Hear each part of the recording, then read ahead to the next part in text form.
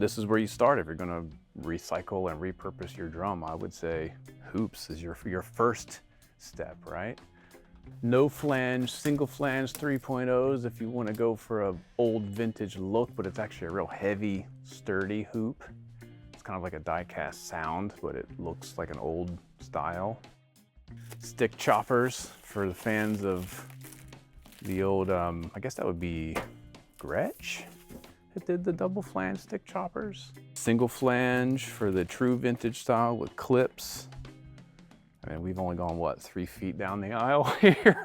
Yeah, people are familiar with the idea of how much you can do by changing heads, right? Going singular coated or the thickness or some of the other advancements they've had in heads since then. But there are a lot of parts that influence the sound, albeit like could be a 5 to 10% change in the total sound. But when you tinker with things like the hoops, the heads, the snare wires, even the lugs, that all kind of adds up to create a huge variance you can get with any drum. Yeah, 100%. I mean, I think drum heads is obviously the first place you would start to experiment with sound, and I recommend everybody experiment with all kinds of heads. That's something I'm still on a quest to find the perfect drum head combination.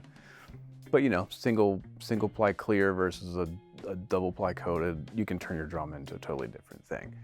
You can do probably half as much of a difference with hoops. Like these are S hoops.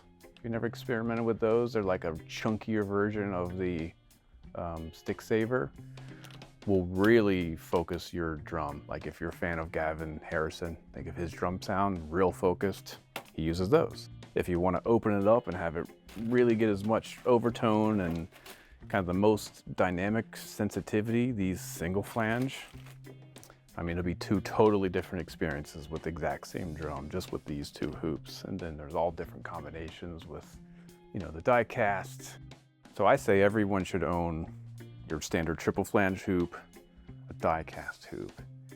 Then it's like, what variation do you want? Do you want your drum to be more open and sensitive for the lower volume? Then go with a thinner hoop. Do you want it to be even more kind of powerful or chunkier? Go for a wood hoop. But I think just with that, you can get 3 or 4 different drum sounds out of just one snare drum. Just in triple flange world, you've got variations 1.6 millimeter, 2.3, you've got 2.5 solid brass, you've got 3.0. So there's 4 versions of a normal triple flange hoop that all feel and sound and have different durability. They're all different. So you can combine maybe a thicker triple flange 3.0 on top and a thinner one on the bottom to get a more sensitive snare response, but you can have the chunkier, kind of denser attack on top. And you can't tell because they look the same. So it's not like you're putting a die cast over a triple flange. They look like the same hoop, but one's just almost twice as thick. I know coming up, if I would have had a reference point to be like, well, why should I get die cast hoops? I would have learned early on, I don't really like that sound. It's not for me. It's for some people, it's not really for me. I didn't have to, instead of investing a couple $100 in a set of die cast hoops and realizing I don't love that sound. So that's a big goal of mine, is to just share all that and kind of demystify it and also possibly bust some myths about it.